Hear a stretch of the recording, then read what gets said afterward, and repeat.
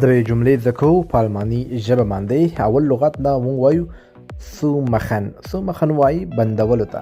موږ چې کله چاته وایو دروازه بنده کړه، دا جمله په الماني ژبه داسې وایو: مخ دی تور سو، مخ دی تور سو.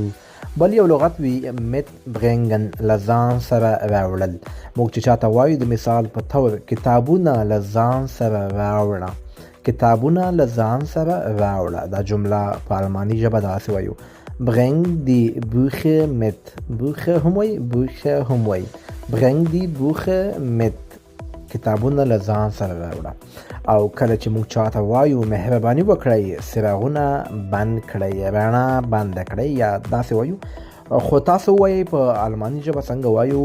مهرباني وکړئ څراغونه بند کړئ. په کمنټ کې وایي چې ستاسو هم په یاد شي، نور دوستان هم زده کړي.